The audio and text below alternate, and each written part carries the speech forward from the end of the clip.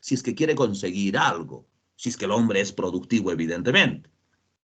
Entonces, ese es el objeto de estudio, mis estimados pulpinos.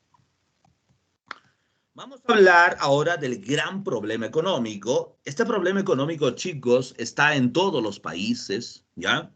Y todos los países, de acuerdo a su nivel de desarrollo, de sus estrategias, planteamientos, modelos, jóvenes intentan solucionar más o menos este problema económico. El problema económico radica, jóvenes, en la escasez de recursos naturales. Cada vez en el mundo tenemos menos recursos naturales, ¿no? Y con estos escasos recursos naturales, ¿qué buscamos? Buscamos satisfacer nuestras necesidades, evidentemente. Y ya Thomas Malthus, allá por el siglo XVIII, nos había dicho que eso iba a ser imposible, ¿no? Malthus, no sé si ustedes alguna vez tienen referencia de este pata, nos hablaba de la siguiente manera, mira, Malthus hizo una gráfica extraordinaria, sencilla, pero extraordinaria. Nos dijo que el crecimiento de la producción es aritmética, mientras que el crecimiento de la población es geométrica. Por lo tanto, la brecha entre población y producción, con el pasar de los años, se iba a separar cada vez más, al punto de que, jóvenes, sería ya utópico generar, profesor, una cantidad necesaria de producción para toda la población. O sea, la producción, jóvenes, no va a alcanzar para toda la gente. Por eso Malthus ya en el siglo XVIII decía, oiga, acabar con el hambre, la pobreza y todo en el mundo es utópico, decía. ¿Saben qué es utópico, chicos, o no? Es como algo fantasioso, ideal. Algo ideal que no puede existir. No real. ¿Algo imaginario? Ya. No, algo de imposible realización. Excelente lo que me han dicho. Perfecto. Y eso es lo que decía, jóvenes, Thomas Malthus. Y efectivamente hoy en día se ha dado eso, ¿no? Oiga, el hombre en su afán de querer satisfacer el mayor número de sus necesidades sigue explotando y depredando, sigue sacando recursos naturales, pero sin embargo no logra, jóvenes, satisfacer la totalidad de sus necesidades. ¿Por qué? Porque la cantidad de población está aumentando bárbaramente, chicos. Es increíble cómo la gente se está reproduciendo. Y adivinen dónde se reproducen más. ¿En los países ricos o en los países pobres? En los lugares más pobres. En los países pobres. Pero mira, vaya, qué ironía, como me decía un pulpín el otro día. Qué ironía, profesor. ¿No se supone que debe ser al contrario? Yo dije, muy bueno, eso es lo ideal, pues. Pero una cosa es lo real, ¿no? Yo me acuerdo, cuando estaba en la universidad en el año 2003, fuimos al Foro Social Mundial de Sao Paulo. Y en Brasil existen las zonas muy pobres que se llaman favelas, jóvenes. Y había, no me acuerdo ni el río que separaba jóvenes ahí. Un río a la margen derecha, la favela. Y a la margen izquierda, la zona jóvenes en Sao Paulo. O sea, la zona más pituca, más rica, más, ¿no? Un río los separaba, jóvenes. Un río los separaba. Acá también hay el muro de la vergüenza, creo. Ah, acá en Lima, ¿no? También hay una separación ahí entre dos distritos bastante curiosos, ¿no? Entonces, y nosotros mirábamos, ¿no? Por un lado decíamos, mira, la gente, oye, tiene casa moderna, todo esto, papá, mamá y un hijo, y salían como 10 perros, o sea, tenían más mascotas que hijos, ¿no? Pero por el otro lado miraba las familias en la favela, salía papá, mamá y salían no 10 perros, salían 10 hijos, salían jóvenes, en gradita uno detrás de otro. Y su casa pues ha hecho una desgracia entera, ¿no? O sea, paupérrima la situación de la favela, joven. Entonces, eso es lo que está pasando, ¿no? Por eso en el mundo, mira, en lugares donde hay más escasez, más pobreza, más miseria, la gente se reproduce más, ¿no? Y en países como, por ejemplo, estaba leyendo hace poco, Noruega, Finlandia, Suecia, Suiza, Dinamarca, jóvenes, inclusive el gobierno da incentivos para la natalidad, jóvenes. Ahí la gente no quiere reproducirse, jóvenes. Y el gobierno dice, ya, mira, si tienes un hijo te doy tanto, 2 hijos tanto, así, casa, auto, ya está. Imagínate, da incentivos para la natalidad. Imagínate que en el Perú demos incentivos para la reproducción, jóvenes. Si sin reproducción nomás estamos en esos niveles, imagínate. Profe, una pregunta. Dime, dime. ¿Es verdad que allá, como las zonas alejadas, que por cada hijo te dan una cantidad de dinero? O sea, las familias más pobres. ¿Cómo? ¿A las familias más pobres les dan más dinero? ¿Dónde? No, leí un artículo donde decía que a las mamás que tenían hijos, o sea, en una condición pobre, le daban una cierta cantidad de dinero cada mes. Claro, eso es asistencialismo, y no solamente en, digamos, en esos países, en realidad ocurre en todos los países, ¿no? En los nuestros también ocurre, pues. Si no, ¿por qué crees que existe el programa social, pues, desayuno escolar, Caliguar, Macuna Programa Más, juntos. Juntos, Pensión 65? En otros países se llaman de diferente manera, o el Pero, profe, mecanismo, la metodología es diferente, pero en todos siempre hay un gobierno asistencialista, ¿no? Lo malo es que no hay que convertirlo eso en populismo, eso sí es peligroso. Sí, me refería acá en Perú, pero que le daban dinero en bruto. No sé si hay... profesor, ¿usted está de acuerdo con lo que hizo Fujimori, que fue esterilizar a las mujeres de la sierra, creo? bueno, no, de ninguna manera, pues, Pulpina. 270.000 creo que era para las mujeres. No, de ninguna manera. Por eso yo hace poco, mira, yo he conversado con unos jóvenes, me invitaron a un conversatorio de la red de jóvenes, algo así, aquí en Arequipa, y me hablaban de estos temas, ¿no? Que estaban pasando en el Perú, justamente de esta campaña tan terrible que hemos tenido en el Perú, jóvenes, y me decían, ¿usted cuál es el mensaje para los jóvenes para que superen esta situación? Y yo les decía una cosa, hay una receta nada más dentro de mí, les decía. ¿Qué cosa? La educación, les decía. La educación va más allá del modelo, del sistema, jóvenes, ¿no? Si uno, jóvenes, se educa, lee, es una persona culta, se prepara, nunca nadie te va a engañar, nunca nadie te va a explotar, nunca nadie va a abusar de ti, nunca nadie se va a poner encima tuyo, nunca nadie te va a usar para otros fines, nunca vas a ser un tonto útil. O sea, la educación es el camino para salir de cualquier situación, mis queridos pulpines, ¿no? Y ustedes están preparándose y espero que tomen la educación como una herramienta validera, ¿no? La educación nos puede sacar de un estrato socioeconómico, nos puede hacer avanzar en la jerarquía social, la educación nos puede hacer mejores personas, la educación nos puede dar sensibilidad, nos puede dar humanismo, la educación lo es todo, mis estimados pulpines. Entonces, por ejemplo, la Pulpina preguntaba con esto que hizo el señor Fujimori, ¿a quién lo hizo? ¿A una persona de, no sé, pues, de clase alta, de la alta sociedad, de una persona muy preparada? No. ¿A quién hizo ese programa? A las personas jóvenes que no conocían sus derechos, ¿cierto? A las personas menos preparadas, menos cultas. Porque siempre va a haber alguien, un tipo como este, que va a buscar abusar de alguien, ¿no? Y lamentablemente siempre se abusa de aquel, del tonto, del ignorante, del poco preparado.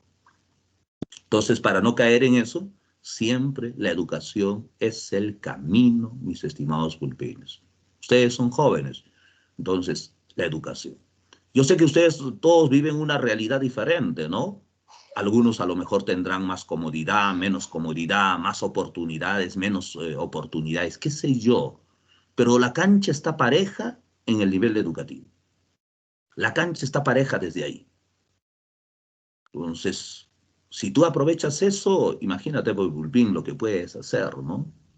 Lamentablemente, la educación en el Perú es la última rueda del coche, no siempre se impulsa, y a veces por factores, a veces no familiares, sociales, amicales, se desvían los jóvenes de camino, y entonces, pero yo siempre apuesto por la educación, chicos.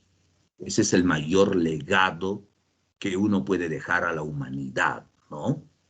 Entonces, no es dejar, no sé, construir un hospital, no, es dejar gente preparada, gente educada, gente culta.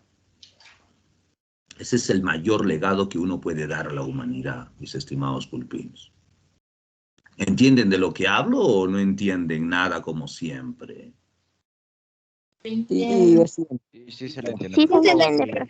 Por supuesto. Sí, pero Ok, mis respetos, mis queridos profesor. pulpinos. Profesor, Dime. profesor, una pregunta. ¿Y el hecho de la reproducción o eso, de reproducirse, se tomaría como una necesidad o no?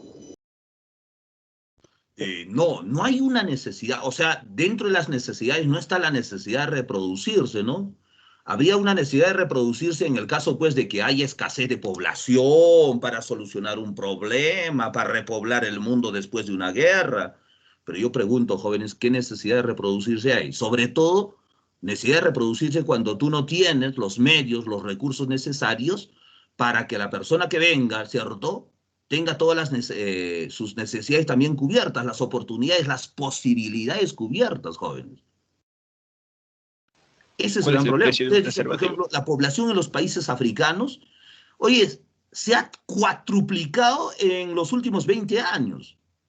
Pero sin embargo, muchos de esos países están declarados ya como estados en quiebra, ¿no? Pero sin embargo, sus poblaciones se siguen reproduciendo. Y uno dice, ¿cómo le das oportunidades al pulpín que está saliendo producto de esa realidad, de esa situación?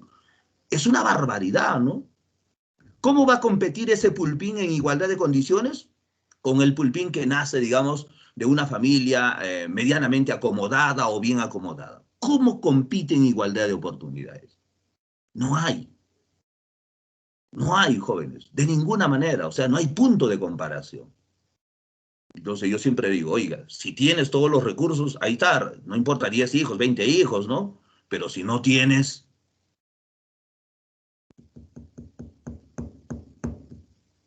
Así que, ya saben, no estarán pensando en reproducirse ustedes, jóvenes, ¿no? No, Ya, les jalo las orejas. No, profesor. Jamás. Algunos de nosotros pensamos en...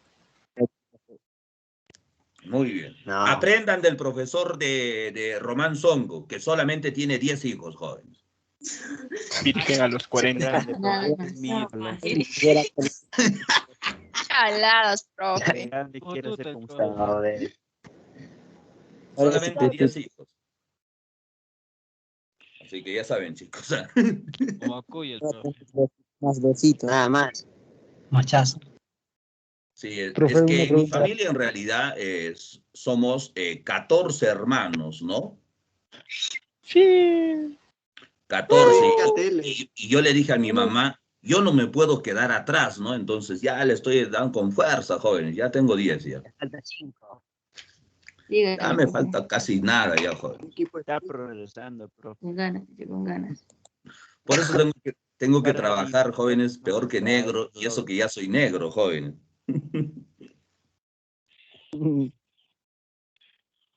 Bueno, chicos, vamos a seguir explicando el tema. Ya ven, ustedes me comentan de temas y después yo me desvío del tema y no avanzo, chicos, ¿ves? Qué barbaridad. A ver, ¿qué estaba hablando? ¿Ves? Y hasta ya me perdí de qué estaba hablando, chicos. Les hablaba de Malthus, ¿no? De Malthus, entre la diferencia entre la producción y la población. Entonces la población se está reproduciendo en demasía, por lo tanto, hagamos lo que hagamos, no va a alcanzar toda la producción para ellos. Entonces, en el mundo cada vez que tenemos mayor escasez de recursos, y con esos recursos escasos, ¿qué generamos? Bienes limitados. Y con bienes limitados, ¿qué buscamos? Satisfacer nuestras necesidades. Pero ¿cómo son nuestras necesidades? Son ilimitadas. Entonces, profe, ¿algún día podré satisfacer todas mis necesidades? No, mi querido Pulpín. La pregunta es, ¿por qué, profe? Porque los bienes son limitados. La pregunta sería, ¿y por qué no producen más bienes, profe? Porque hay escasez de recursos. ¿Y cómo se llama eso? Problema económico, mi querido Pulpín. ¿Ya? Económico, mis estimados jóvenes, se intenta solucionar a través de estos tres grandes preguntas de la ciencia económica o del hecho económico, se dice también. La primera pregunta nos dice qué producir y cuánto producir. Y es una pregunta de carácter económico, evidentemente, porque nos dice, oiga, qué bien o servicio usted va a introducir al mercado. O también se puede decir qué necesidad usted va a satisfacer. Por lo tanto, usted dice qué producir y cuánto producir, ¿no? Entonces, ahí está el secreto de la economía. Dos, profesor, la segunda pregunta es el cómo producir. Y es una pregunta de carácter técnico porque tiene que ver con el procedimiento, la metodología, la tecnología que se va a utilizar para generar ese bien o servicio, ¿no? Y tiene una respuesta también, el cómo producir al menor costo posible, tratando de obtener la mayor ganancia posible. Este es el truco de la economía. Todo el mundo produce algo, no porque sea filántropo, no porque lo va a regalar, ¿cierto? No porque yo voy a producir lápices y cada lápiz me costó producir un sol, lo vendo a un sol, sería un tonto, ¿no? Lo vendo a 80 céntimos, sería un reverendo tonto. Tengo que venderlo pues a más de un sol, a 2, a 3, a 5 soles. Cuanto mayor precio, mejor aún todavía, ¿no? La pregunta número 3 es ¿para quién producir? Y es una pregunta de carácter social. ¿Por qué, profesor? Porque para quién producir es para todo aquel que pueda pagar por mi bien o servicio, más allá del estrato del nivel socioeconómico al cual pertenezca, ¿no? No me importa de qué país, de qué región, de qué nivel sea, ¿no? Mientras pague por mi bien o servicio, yo estoy feliz. Ese es el truco también de la economía. Entonces, la ciencia económica responde a estas tres grandes preguntas. ¿Qué y cuánto producir? ¿Cómo producir? ¿Y para quién producir, mis estimados pulpines? ¿Ya? Ahora mira, pasamos a lo más importante de la economía. ¿Están viendo, cierto, las diapositivas jóvenes o no? Sí, Sí, profesor. Sí, profesor. Esto es lo más importante, mis queridos pulpines. Ya cuando yo les diga cómo se divide la economía, ustedes dicen solamente se divide en dos cosas: economía positiva y economía normativa. No hay más, se cierran en eso. Solamente en economía positiva y economía normativa. La economía positiva, mi querido pulpín, pulpina, te va a diagnosticar, perdón, el problema.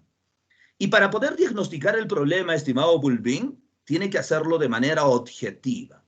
Por eso, en cualquier texto medianamente bueno de economía te dice la economía positiva estudia las cosas tal como son, tal como se presentan, tal como se dan. Eso es estudiar de manera objetiva aquello que se presenta. Por eso hay que hacer un buen diagnóstico del problema. Mientras que la economía normativa te va a plantear la solución. Pero esta solución, mi querido pulpín, va a ser subjetivo porque va a estar basado en juicios críticos, va a estar basado en mis intereses, en mis perspectivas, en mis análisis, de acuerdo a mi formación ideológica o política, de acuerdo a eso. ¿Ya? Por lo tanto, la economía normativa te estudia las cosas tal como deben ser o como deberían ser. Hay una diferencia ahí. ¿Han entendido, no? Economía positiva, tal como es, tal como se da, tal como se presenta. La economía normativa, tal como debe ser o tal como debería ser. ¿Entendido? ¿Entienden la diferencia o no entienden, estimado Bulbín? Sí, profesor. Sí, Sí, profesor. profesor. Sí, se entiende. Ok, atentos acá, chicos, si no van a volar, van a volar. Mira, la economía positiva entonces te va a hacer un diagnóstico del problema. Y para hacer ese diagnóstico del problema, ¿se apoya en qué? Se apoya en la economía descriptiva y en la teoría económica. Por ejemplo, un problema que sale hoy en día, profesor, es el desempleo, ¿cierto? Es un problema que siempre lo utilizo porque representa mejor o nos ayuda a entender mejor. Oiga, ¿cuánta gente ha quedado desempleada producto de la pandemia en el Perú? Cientos, miles, se cree hasta 5 millones de peruanos que han perdido su empleo producto de la pandemia. Pregunto, ¿eso lo estudiará la economía positiva o la economía normativa? ¿Qué dicen ustedes? La economía Positiva. La economía positiva, porque me tiene que hacer el diagnóstico de ese problema. ¿Cuál es el problema? El desempleo. ¿cierto? Y para hacer un buen diagnóstico lo tengo que estudiar objetivamente. Y para eso la economía positiva se apoya en la economía descriptiva. La economía descriptiva, como dice acá, se encarga, profesor, de estudiar a nivel descriptivo el comportamiento de ¿qué? De los diversos agentes de un sistema económico. Los agentes económicos, jóvenes, en el Perú y en el mundo son tres: las familias, las empresas y el Estado. Repito, familias, empresa y Estado. Entonces, la economía descriptiva nos va a aportar matemáticamente, estadísticamente, mediante datos, ¿cierto? Cuantitativamente, si desean, profesor, información para hacer un buen diagnóstico de ese problema. En el caso del Perú, ¿cuáles son las instituciones que nos aportan estadísticas oficiales? Son el INEI. ¿Alguien sabe qué es el INEI? El Instituto Nacional de Estadísticas. E informática. Muy bien. El BCRP. ¿Alguien sabe qué es eso? Banco Central de Reserva del Perú. Banco Central de Reserva de Perú. Excelente. El MEF. ¿Alguien sabe qué es el MEF? Ministerio de Economía y Finanzas. De Economía y Finanzas. Excelente. Muy bien. Felicitaciones. Felicitaciones, mis queridos. Estos tres organismos nos van a aportar, repito, información estadística, cuantitativa, datos. ¿Para qué? Para hacer un buen diagnóstico del problema. ¿Cuál era el problema? Desempleo generado por la pandemia en el Perú. ¿Sí o no? ¿Eso quién te lo dice? La economía positiva. Pero si se quiere apoyar en los datos de la economía descriptiva, tendrá que decir, a ver, el 20% de la PEA está desempleada producto de la pandemia. ¿Se han dado cuenta? De tan solo decir el desempleo en el Perú producto de la pandemia, hemos cambiado al 20% de la PEA está desempleada producto de la pandemia. ¿Qué le hemos agregado a este diagnóstico? Le hemos agregado una estadística, un dato, un porcentaje. Entonces, ¿qué estamos haciendo uso? Estamos haciendo uso de la economía descriptiva para ayudar a diagnosticar muy bien el problema a la economía positiva. ¿Sí entienden, verdad? ¿O ya están volando, por favor? Sí se entiende, profesor. Sí se entiende. Ok, acá, ojo, atento, atento. Si ya te estás durmiendo, date un cachetadón y despierta, porque si no, vas a volar, por favor. Vas a volar acá. Entonces, hemos llegado a la conclusión de que el 20% de la PEA está desempleada producto de la pandemia. Pero por el otro lado, la economía positiva se apoya también en la teoría económica. ¿Y la teoría económica qué es? Dice teoría, o sea, es fundamento, es principio, es un enunciado, es un cuerpo doctrinario. ¿Qué va a hacer, profesor? Va a analizar y explicar esa realidad económica. O sea, la teoría económica dice, ya, 20% de la PEA está desempleada producto de la pandemia. Y la teoría económica se pregunta, ¿por qué? ¿Cuál es la razón? ¿Cuál es el motivo? ¿Cuál es tu caucao? ¿Por qué llegamos al 20%? Entonces analizará y dará una explicación a ese problema. ¿Entienden, chicos? Y esa explicación, mi querido Pulpín, la teoría económica lo puede hacer desde la microeconomía o lo puede hacer desde la macroeconomía. Ninguna de ellas, vamos a decir, es superior o inferior, vale más, vale menos. Las explicaciones y el análisis que venga de lo micro o de lo macro son válidas, son argumentativas, son muy buenas. Alguien dirá, profesor, no entiendo qué es micro, macro, me complica cada día más mi existencia, profe, mañana me suicido. No, mira, Pulpín, la microeconomía, mira lo que te dice. Y acá pone una analogía bien bonita. La microeconomía observa la unidad individual, observa la familia, la empresa. Mira, acá está la analogía. Contempla y examina los árboles. Ojo, esta es una analogía nada más, ¿ah? No me van a decir como unos jóvenes me dijeron, profesor, ¿de verdad la economía se encarga de los árboles? Me dijeron. No, es una analogía nada más. ¿Ya? Por el otro lado, la macroeconomía, mira, dice, observa el conjunto, el agregado, estudia y analiza ¿qué cosa? El bosque. ¿Te das cuenta? Ustedes en RD han aplicado, profesor, el proceso científico del proceso inductivo-deductivo, ¿sí o no? Que es ir de la parte al todo o del todo a la parte. Y es lo mismo acá en la micro y la macroeconomía, ¿no? Oye, la microeconomía estudia el árbol. ¿Es válido? Sí, es válido. Pero la macro estudia todo el bosque. ¿Es válido? Sí, es válido. ¿Qué es mejor, estudiar el árbol o el bosque? No, los dos son válidos. Ninguno es mejor, ninguno es superior. ¿Me entienden, chicos? Sí, profe. Sí, profesor. Sí, profesor. Muy bien. No me mientan, no me mientan. Yo sé que no me han entendido bien todavía la micro y la macro. Como el profe ya sabe que no has entendido bien, adivina qué. Te va a resumir mucho mejor aún todavía qué es micro y qué es macro. ¿Ya? Empezamos con la micro. Profesor, el fundador, el impulsor, el padre de la microeconomía se llama Alfred Marshall. Alfred Marshall nos dice microeconomía o la teoría de los precios o teoría de la empresa. Se le llama así también. Una visión individual y el objeto de estudio, mira, es el comportamiento del individuo, de la familia, de la empresa o de los mercados. Y desde ese objeto de estudio puede darle una explicación a cualquier problema económico. ¿Cuál era nuestro problema económico? Era que el 20% de la PEA estaba desempleada producto de la pandemia. Le pedimos una explicación a la microeconomía, ¿nos los puede dar? Sí. Dice, a ver, voy a explicar desde la familia, dirá pues Marshall. Dirá, mira, en la familia X, Y y Z trabajaban papá y mamá y entre ambos hacían un ingreso de 5.000 soles mensuales. Pero producto de la pandemia, uno de ellos se quedó sin trabajo. Por lo tanto, los ingresos disminuyeron y por lo tanto, como uno de ellos nada más trabaja, el otro está desempleado. Ese desempleado, esa persona desempleada en una familia, se repite en la familia X, Y, Z, A, B, C, D, y por eso llegamos al 20% de nuestra PEA desempleada.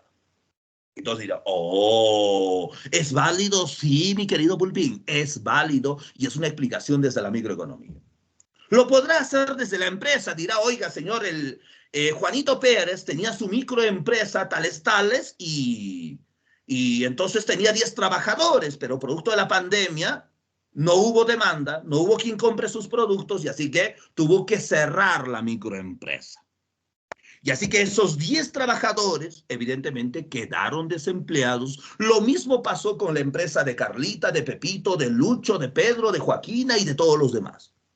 Y si sumamos todo, llega al 20% de la PEA desempleada. Una visión o explicado desde la empresa. ¿Es válido? Sí, es válido. Entonces dirá, ah, sí, con razón, pues hemos llegado al 20%, mira, de la PEA desempleada. ¿Te das cuenta? La microeconomía nos está dando una explicación, una razón de por qué hemos llegado a ese problema. Ojo, no es la solución, ¿ah? Es la explicación, la causa, si deseas así. Ahora, la visión, profesor, desde la macroeconomía. El padre de la macroeconomía es John Maynard Keynes, el gran economista jóvenes británico de inicios del siglo XX, ¿ya? El que desarrolló la teoría general de la ocupación, el interés y el dinero, y con eso pudo solucionar el crack del 29, no sé, les estaba explicando al inicio. Entonces, él plantea la macroeconomía y nos dice, oiga, es correcto lo que dice Marshall, pero oiga, no solamente podemos mirar el desempleo en el Perú. No, no. Para tener un análisis completo y plantear a lo mejor soluciones completas y globales, tenemos que mirar todo el espectro. ¿Qué pasó en el Perú? ¿Qué pasó en América Latina? ¿Y qué pasó en el mundo? Para ver de qué manera nosotros solucionamos y en qué nivel está el problema, nos dice Keynes. Entonces, él nos da una visión macroeconómica, nos dice la economía del todo, desde una visión global, y nos dice que el objeto de estudio es el comportamiento de la economía como un todo holístico, evidentemente. Entonces, una explicación a nuestro problema, que era el 20% de la PEA desempleada, desde la macro, nos dirá Keynes, oiga, si nosotros analizamos América Latina, muchos países de América Latina han llegado al 30% de su PEA desempleada. Y los países más desarrollados tan solo han llegado al 10% de desempleo en su PEA.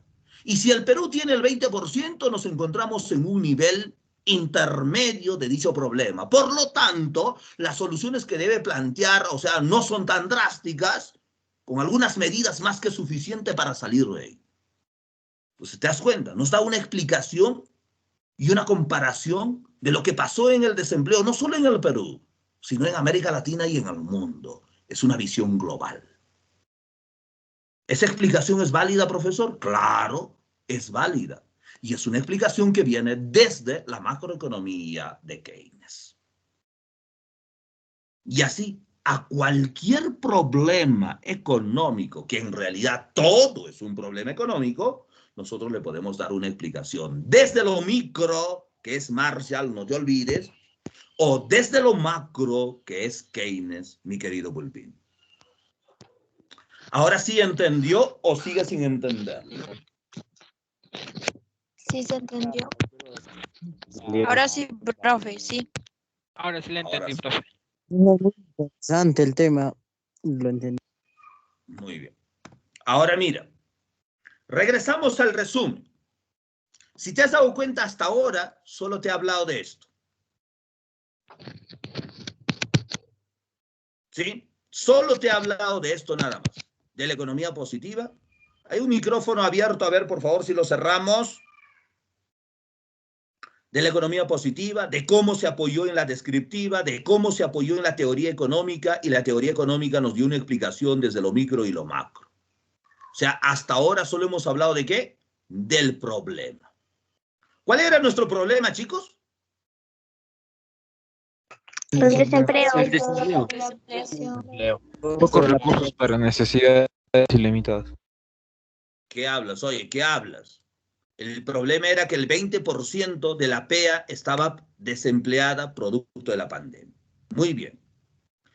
Y una vez que tenemos ese buen diagnóstico del problema, ¿qué hace el Estado? ¿Qué hace el gobierno? Dice, genial, palmas, y ya, bueno, 20%, ya pues qué bonito. ¿Se queda ahí? No, mi querido Pulpín. El gobierno tiene que plantear, ¿qué cosa? Una solución.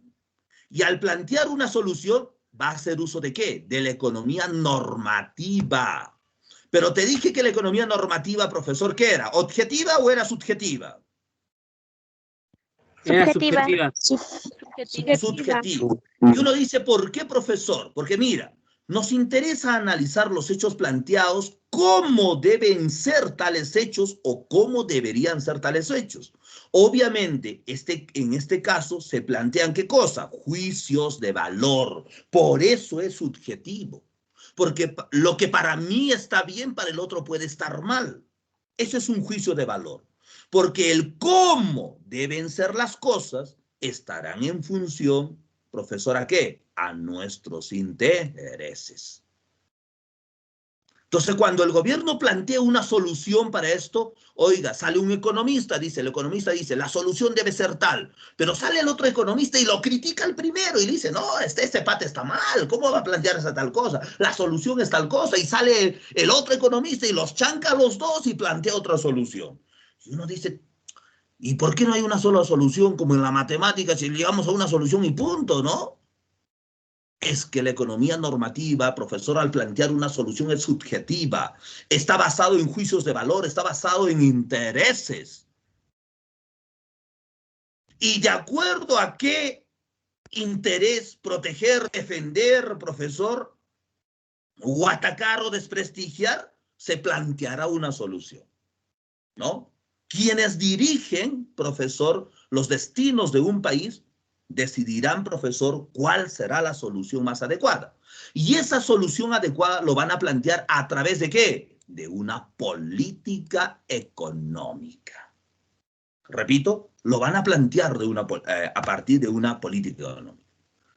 Entonces dicen, ¿Qué es una política económica? Es la forma como interviene el Estado. ¿Dónde? En la vida económica de nuestro país. ¿Para qué interviene? Para conseguir determinados fines.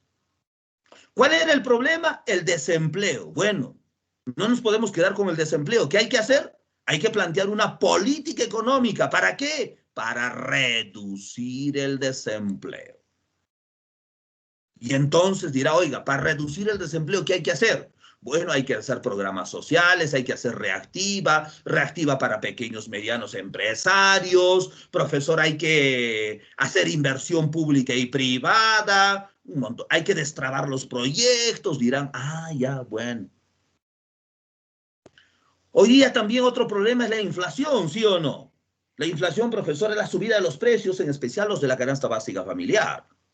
Y nadie puede negar que han subido, ¿cierto? Entonces, el gobierno dice, oiga, ¿qué hacemos para que esto baje, no? Entonces, se plantea una política económica, ¿para qué? Para disminuir, profesor, la inflación. ¿Te das cuenta? Pero eso no es una fórmula matemática que te digan, oiga, haz tal cosa y ya baja ya el desempleo, haz tal cosa y ya baja la inflación. No, obedece a intereses, obedece a juicios de valor. Por eso la economía normativa es subjetiva. ¿Ya? Entonces, mira, ¿y para qué se plantea una política económica? ¿Cuáles son los objetivos de esta política económica? En primer lugar, para garantizar un desarrollo económico sostenido en el tiempo, que nuestro país, profesor, en términos económicos siga creciendo y nada pueda detener ello.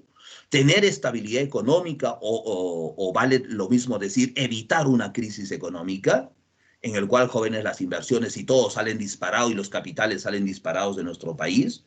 Y entonces vivimos una situación estilo Venezuela, por ejemplo, ¿no? Profesor, ¿para qué? Para una eficiencia distributiva, vale decir, para que los recursos, muchos o pocos que tenga el Estado, se distribuyan de manera eficiente y lleguen a los que deben de llegar. Una política económica, mi querido Bulbín, es de tres tipos. Siempre se habla de una política económica de tipo fiscal o una política fiscal. Cuando te hablen del término fiscal, usted relaciona con algo, ingreso y egreso. Ingreso es lo que usted recibe, egreso es lo que usted da, lo que gasta, si desea. Entonces, eso lo hace el Estado, eso lo hace la familia, lo hace cualquier persona. Entonces, en la familia también papá, mamá dice, a ver, ¿cuánto de plata tenemos a fin de mes? ¿Cuánto vamos a tener de ingresos? Muy bien, tenemos X de ingresos. ¿Y cómo lo distribuimos? Priorizamos los gastos, ¿no? Primero compramos, ¿no? Vamos al mercado para todo el mes, la salud, pagamos la pensión del pulpín, ¿cierto? Si queda algo de dinero, bueno, para un gustito que pueda haber, ¿no? Un fin de semana, qué sé yo. Entonces se planifica. Y lo ideal es que siempre tengamos mayores ingresos y menores egresos o gastos. Eso se llama una política fiscal superavitaria, se dice en términos económicos. Una política monetaria que tiene que ver con la cantidad de dinero que circula en el mercado peruano, ¿ya? ¿Y se puede saber cuánta plata circula en el Perú? Obvio, y eso tiene que corresponder al PBI nacional. Si hay mayor producción, entonces mayor dinero circulando, pero si baja el PBI, menor dinero circulando. Y se puede saber porque solamente el BCR es el único ente, jóvenes, encargado de la acuñación de la moneda en el Perú. Y hay una política fiscal también cambiaria. Y la política fiscal cambiaria tiene que ver con cuántos soles necesito yo para tener un dólar. ¿Se han dado cuenta que el dólar se ha disparado, no? Ya había bajado, otra vez se subió. Ya está casi en 4, ¿no? El dólar paralelo está 4. O sea, necesitamos 4 soles para tener un dólar. Oiga, ¿eso conviene a alguien? Sí. ¿Perjudica a alguien? Sí. Los que hacen el comercio, la exportación y la importación, ellos salen ganando o perdiendo cada vez que, profesor, el tipo cambiario sube o baja. ¿Eso se puede regular? Sí. Eso es una política económica cambiaria, está a cargo del MEF y está a cargo del BCR también. ¿Entendido, Pulpines? Muy bien. Y con eso termino mi sesión del día de hoy. Espero que en algo les haya podido ayudar este seminario de economía. Si hay más seminarios de economía, gustoso yo les desarrollo los demás temas. En realidad la ciencia económica es bastante, es amplia, jóvenes, por desarrollar, ¿ya? Con eso termino porque ahorita tengo que entrar a otras clases. Hoy día no trabajo, mejor dicho, hasta las 10 de la noche, jóvenes, ¿no? porque me voy a ir de un viaje a Cancún, así que necesito plata para irme a Cancún. Gracias por la clase, profesor. Muy gozo es usted.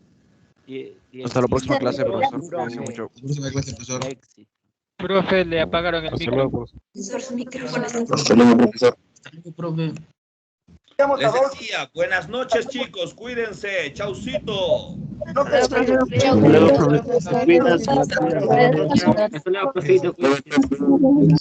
Coma bien, profe. Ok, gracias, gracias, nos vemos, chau, chau. Quédese en casa, profe. No, mañana queda pichanga. No haga más. Eso sí, profe. Hasta luego, Turquina, chau, chau. Tómese su cafecito para que no le haga frío, profe. Ya se fue.